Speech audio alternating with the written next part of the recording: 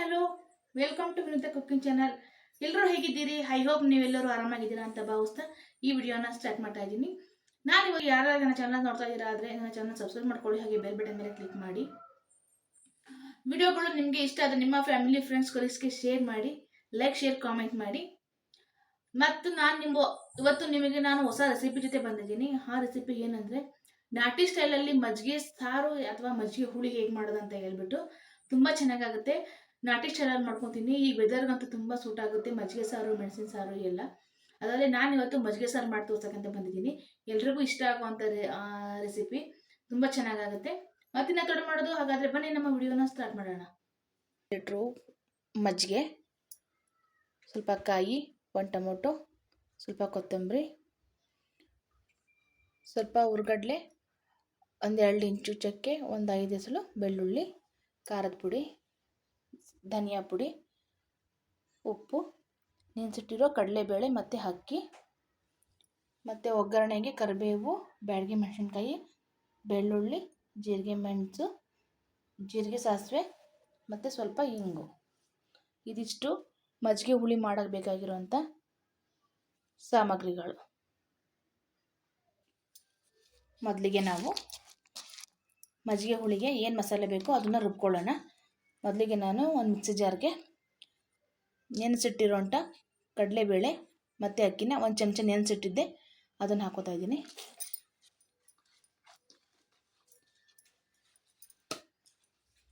ಹಾಕೊಂಡ್ಮೇಲೆ 1 tomato ಹಾಕ್ತಾಯಿದ್ದೀನಿ, ಮತ್ತು ಸ್ವಲ್ಪ ಕಾಯಿ ತುರಿನ ಹಾಕ್ತಾಯಿದ್ದೀನಿ, ಸ್ವಲ್ಪ ಕೊತ್ತಂಬರಿ,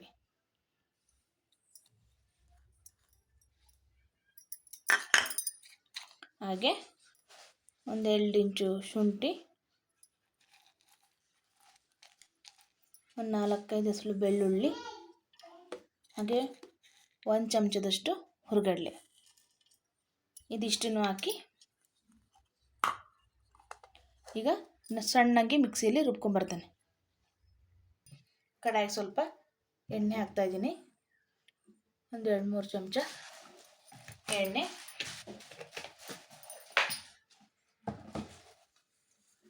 ಎಣ್ಣೆ ಬಿಸಿ ಆಗಲಿ.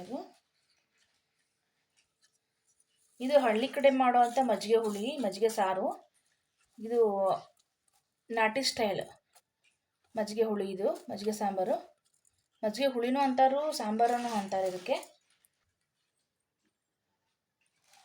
ಜಜ್ಜಿಟ್ಕೊಂಡಿರೋ ಅಂಥ 1-2 ಎಲುಕು ಬೆಳ್ಳುಳ್ಳಿನ ಹಾಕ್ತಾಯಿದ್ದೀನಿ,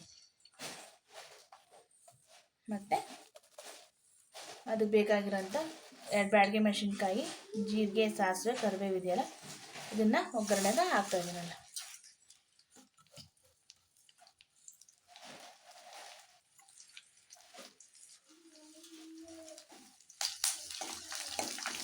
ಇದೆಲ್ಲ ಕೆಂಪಗಾಗಲಿ, ಚಿಟಪಟ ಅಂತ ಅನ್ನೋದು. ಇವಾಗ ಅದಕ್ಕೆ ಇದನ್ನು ಮಳೆಗಾಲದಲ್ಲಿ ನೆಗಡಿ ಕೆಮ್ಮು ಆದ್ರೂ ಕುಡಿಬೋದು ಮಜ್ಜಿಗೆ ಹುಳಿ. ಸ್ವಲ್ಪ ಅರಿಶಿನ ಹಾಕ್ತಾಯಿದ್ದೀನಿ ಈಗಲೇ. ಮಳೆಗಾಲದಲ್ಲಿ ಚೆನ್ನಾಗಿ ಅನಿಸುತ್ತೆ, ತುಂಬ ಈಸಿಯಾಗಿ ಜಲ್ದಿ ಆಗುವಂಥದ್ದು ಇದು ಮಜ್ಜಿಗೆ ಹುಳಿ. ಈಗ ಅದೆಲ್ಲ ಆಯಿತು, ಬೆಳ್ಳುಳ್ಳಿ ಎಲ್ಲ ಫ್ರೈ ಆಯಿತು. ಎಲ್ಲ ಫ್ರೈ ಆದಮೇಲೆ ನಾನು ಆಗಲೇ ರುಬ್ಬಿಟ್ಕೊಂಡಿರೋಂಥ ಮಸಾಲಾನ ಹಾಕ್ತಾಯಿದ್ದೀನಿ. ಆಗಲೇ ಮಿಕ್ಸಿ ಜಾರಲ್ಲಿ ಹಾಕೊಂಡು ರುಬ್ಬಿದ್ಮೇಲೆ ಮಸಾಲಾನ ಆ್ಯಡ್ ಮಾಡಿ ಚೆನ್ನಾಗಿ ಕಲಿಸ್ಕೊಳ್ಳಿ. ಎಣ್ಣೆ ಬಿಡಬೇಕಿದೆ, ಹಸಿ ವಾಸನೆ ಎಲ್ಲ ಹೋಗಿ ಎಣ್ಣೆ ಬಿಡಬೇಕು, ಅಲ್ಲಿವರೆಗೂ ಕುದೀಲಿ.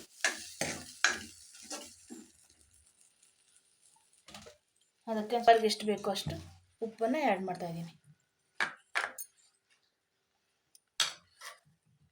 ನೋಡಿ, ಸಾಂಬಾರಿಗೆ ಎಷ್ಟು ಬೇಕೋ ಅಷ್ಟು ಒಂದು ಸತಿ ಹಾಕೊಂಡ್ಬಿಡಿ ಉಪ್ಪು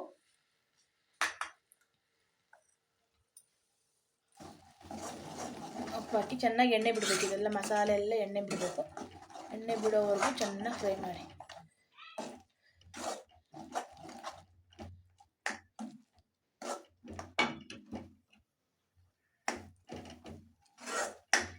ಈ ಥರ ತಿರುಗ್ತಾ ಇರಬೇಕು. ಮಸಾಲೆ ಎಲ್ಲ ಹಸಿ ಸ್ಮೆಲ್ ಹೋಗಿ ಎಣ್ಣೆ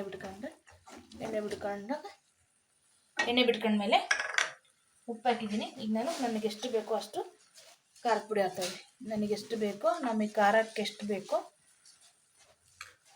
2 ಚಮಚ ಖಾರದ ಪುಡಿ ಹಾಕಿ ಮತ್ತೆ ಕಲಿಸ್ಕೊತೀನಿ.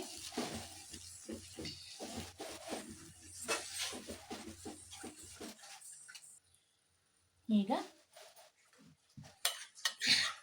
ಮನೆಯಲ್ಲೇ ಮಾಡ್ಕೊಂಡಿರೋಂಥ ಸಾಂಬಾರು ಪುಡಿ ಇದನ್ನು ನಾನು 1 ಚಮಚ ಹಾಕ್ತಾಯಿದ್ದೀನಿ.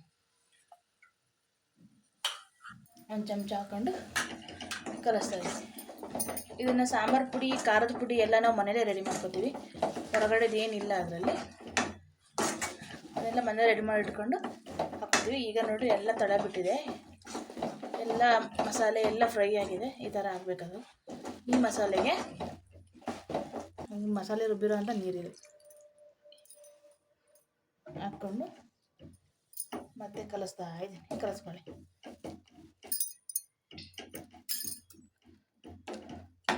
ಕಲಿಸ್ಕೊಂಡು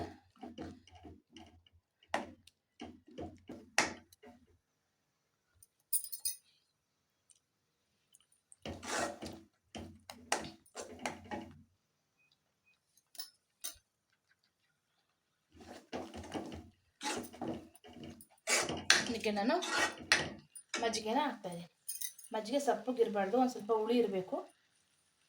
ತುಂಬ ಸಪ್ಪಗಿದ್ದರೆ ಮಜ್ಜಿಗೆ ಹುಳಿ ಚೆನ್ನಾಗಾಗಲ್ಲ. ಒಂದು ಸ್ವಲ್ಪ ಹುಳಿ ಇರಬೇಕು. ನಾರ್ಮಲ್ಗಿಂತ ಒಂದು ಸ್ವಲ್ಪ ಹುಳಿ ಆಗಿರಬೇಕು ಮಜ್ಜಿಗೆ. ಆ ಮಜ್ಜಿಗೆನ ಇದ್ರಲ್ಲಿ ಸೇರಿಸ್ತಾ ಇದ್ದೀನಿ.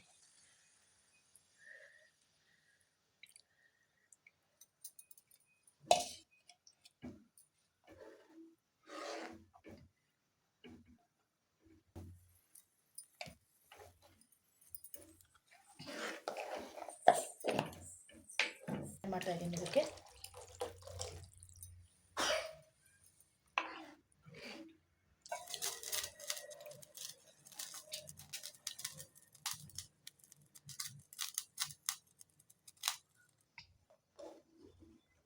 ಎರಡು ನಿಮಿಷ ಚೆನ್ನಾಗಿ ಕುದಿಸ್ಬೇಕು ಅದನ್ನು.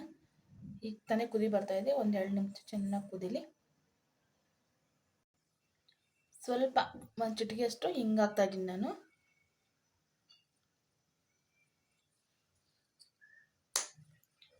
ನೀವು ಹಿಂಗೆ ಬೇಕಾದರೆ ಆಪ್ಷನಲ್ ಇದು. ನೀವು ಹಿಂಗೆ ತಿನ್ನಲ್ಲ ಅಂದರೆ ಹಾಕೋಬೇಡಿ. ಹಿಂಗೆ ತಿಂತೀವಂದರೆ ಹಾಕ್ಕೊಳ್ಳಿ. ಮಜ್ಜಿಗೆ ಹುಳಿ ಚೆನ್ನಾಗಾಗುತ್ತೆ ಅಂತೇಳಿ ನಾನು ಸ್ವಲ್ಪ ಹಿಂಗೆ ಹಾಕೋತಾ ಇದ್ದೀನಿ. ನೋಡಿ ಈಗ ಎಷ್ಟು ಚೆನ್ನಾಗಿ ಕುದಿ ಬರ್ತಾಯಿದೆ. ಈ ಥರ ಕುದೀತಿರ್ಬೇಕು. ಇದು ಕುದಿ ಬಂದಮೇಲೆ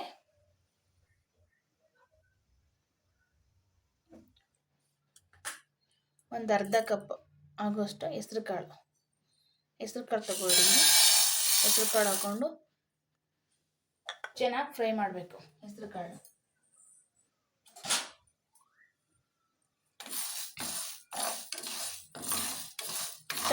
ಚಟಪಟ ಅಂತ ಅನ್ಬೇಕಾಗ ಹೆಸ್ರು ಕಾಳು. ಇದು ಆಪ್ಷನಲ್. ಮುಂಚೆ ಎಲ್ಲ ಹಾಕ್ತಿದ್ರು ನಮ್ಮ ಅಜ್ಜಿಯವರೆಲ್ಲ ಮಾಡಬೇಕಾದ್ರೆ. ಸ್ಪೆಷಲ್ ಈ ಥರ ಹುರ್ಕೋಬೇಕು. ಈ ಥರ ಫ್ರೈ ಮಾಡ್ಕೋಬೇಕು ಚೆನ್ನಾಗಿ. ನೋಡಿ ಎಲ್ಲ ಯಾವ ಕಲರ್ ಬರ್ತಾಯಿದೆ, ಗೋಲ್ಡನ್ ಬ್ರೌನ್ ಕಲರ್ ಬರ್ತಾಯಿದೆ.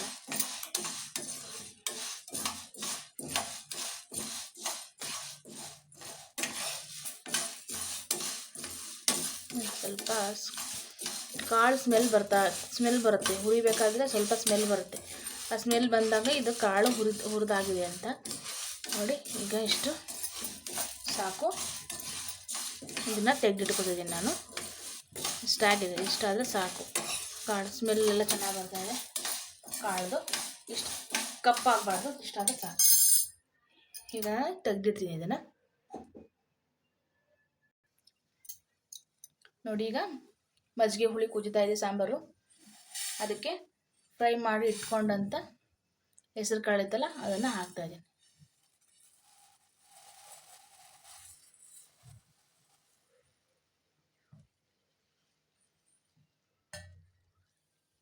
ಹಾಕಿ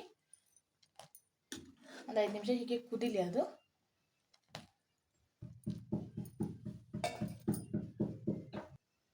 ನೋಡಿ ಕುದೀತಾ ಇದೆ. ಈ ರೀತಿ ಒಂದು 5 ನಿಮಿಷ ಕಾಳು ಹಾಕಿದ ಮೇಲೆ ಚೆನ್ನಾಗಿ ಕುದಿಸ್ಕೊಂಡಿದ್ದೀನಿ.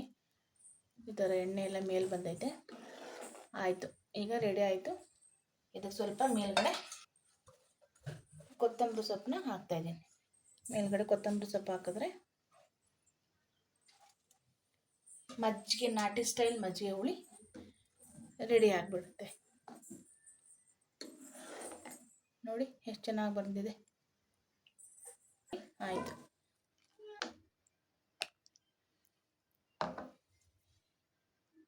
ನೋಡಿ ಟೇಸ್ಟಿಯಾದ, ರುಚಿಯಾದ, ಹಾಗೆ ಮಳೆಗೆ ಚಳಿಗೆ ಎಲ್ಲದಕ್ಕೂ ರುಚಿಯಾದಂಥ ಸಿಂಪಲ್ಲಾಗಿ ಮಾಡ್ಕೊಳ್ಳೋವಂಥ ಮಜ್ಜಿಗೆ ಸಾಂಬಾರು ರೆಡಿಯಾಗಿದೆ.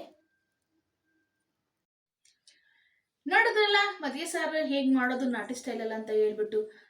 ಬೇರೆ ಬೇರೆ ಥರನೂ ಎಲ್ಲ 2-3 ಥರ ವೆರೈಟೀಸ್ ಇಲ್ಲಿ ಮಾಡ್ತಾರೆ. ಆದರೆ ನಾನು ಇವತ್ತು ತೋರಿಸಿರೋದು ನಿಮಗೆ ನಾಟಿ ಸ್ಟೈಲಲ್ಲಿ ಮಾಡುವಂಥದ್ದು. ನಮ್ಮ ಹಳ್ಳಿಗಳ ಸೈಡು ಹೇಗೆ ಮಾಡ್ತಾರೋ ಅದನ್ನು ಮಾಡಿ ತೋರಿಸಿದ್ದೀನಿ ನಾನು ನಿಮಗೆ ಇವತ್ತು. ಜಾಸ್ತಿ ಏನೂ ಹಾಕಲ್ಲ ಹಳ್ಳಿಗಳ ಸ್ಟೈಲಲ್ಲಿ. ತುಂಬ ಸಿಂಪಲ್ಲಾಗಿ, ತುಂಬ ಜಾಸ್ತಿ ಏನೋ ಮಸಾಲೆ ಇಂಗ್ರೀಡಿಯೆಂಟ್ಸ್ ಏನೋ ಹಾಕದೇನೆ ತುಂಬ ಸಿಂಪಲ್ಲಾಗಿ ಒಂದು ಮಾಡ್ಕೋತಾರೆ. ಹಳ್ಳಿ ಕಡೆ ತುಂಬ ಮಾಡ್ತಾರೆ. ಅದರಲ್ಲೂ ರಾಗಿ, ಬಿಸಿ ಬಿಸಿ ರಾಗಿ ಮುದ್ದೆ ಜೊತೆ ತಿಂತಾ ಇದ್ರೆ ಮಜ್ಜಿಗೆ ಹುಳಿ ತುಂಬ ಸೂಪರಾಗಿ ಅನಿಸುತ್ತೆ. ಅದನ್ನು ನಾನು ಇವತ್ತು ಮಾಡಿ ತೋರಿಸಿದ್ದೀನಿ ನಿಮಗೆ. ದಯವಿಟ್ಟು ಈ ರೆಸಿಪಿನ ನಿಮ್ಮ ಮನೆಯಲ್ಲಿ ಎಲ್ಲರೂ ಟ್ರೈ ಮಾಡಿ. ಅನ್ನ ಜೊತೆನೂ ಚೆನ್ನಾಗಿರುತ್ತೆ, ಮುದ್ದೆ ಜೊತೆನೂ ಚೆನ್ನಾಗಿರುತ್ತೆ. ಮೇನ್ ಕಾಂಬಿನೇಷನ್ ಮುದ್ದೆ ಜೊತೆ ಅಂತೂ ಸೂಪರಾಗಿರುತ್ತೆ. ಅದ್ರ ಜೊತೆ ಒಂದು ಹಪ್ಪಳನೋ ಇಲ್ಲ ಏನಾದರೂ ಸ್ನ್ಯಾಕ್ಸ್ ಇಟ್ಕೊಂಡು ತಿಂತಾ ಇದ್ದಂತೂ ಇನ್ನೂ ಸೈಡ್ಸ್ ಇಟ್ಕೊಂಡು ತಿಂದರೆ ತುಂಬ ಚೆನ್ನಾಗಿರುತ್ತೆ. ಆದಷ್ಟು ಟ್ರೈ ಮಾಡಿ. ಈ ರೆಸಿಪಿನ ನಿಮ್ಮೆಲ್ಲರಿಗೂ ಇಷ್ಟ ಆಗುತ್ತೆ ಅಂತ ಭಾವಿಸ್ತಾ, ಇನ್ನೂ ಹೊಸದಾಗಿ ಯಾರು ನನ್ನ ಚಾನಲ್ ನೋಡ್ತಾ ಇದ್ದೀರಾ, ವಿನುತಾ ಕುಕಿಂಗ್ ಬ್ಯೂಟಿ ಟಿಪ್ಸ್ ಚಾನಲ್ನ, ನನ್ನ ಚಾನಲ್ ಸಬ್ಸ್ಕ್ರೈಬ್ ಮಾಡ್ಕೊಳ್ಳಿ. ಹಾಗೆ ಬೆಲ್ ಬಟನ್ ಮೇಲೆ ಕ್ಲಿಕ್ ಮಾಡಿ. ಈ ವಿಡಿಯೋ ನಿಮಗೆ ಇಷ್ಟ ಆದರೆ ನಿಮ್ಮ ಫ್ಯಾಮಿಲಿ ಫ್ರೆಂಡ್ಸ್ ಕೊಲೀಗ್ಸ್ಗೆ ಶೇರ್ ಮಾಡಿ. ಅದರ ಲೈಕ್ ಶೇರ್ ಕಾಮೆಂಟ್ ಮಾಡಿ. ಇನ್ನೂ ಹೊಸ ವಿಡಿಯೋಗಳಿಗಾಗಿ ಹೀಗೆ ಸಪೋರ್ಟ್ ಮಾಡ್ತಾ ಇರಿ.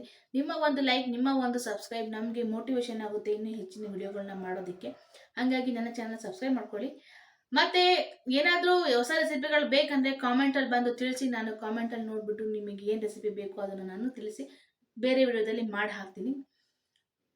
ಮತ್ತೊಂದು ಹೊಸ ರೆಸಿಪಿ ಜೊತೆ ನಾನು ನಿಮಗೆ ಸಿಗ್ತೀನಿ. ಅಲ್ಲಿವರೆಗೂ take care, love you all, bye by.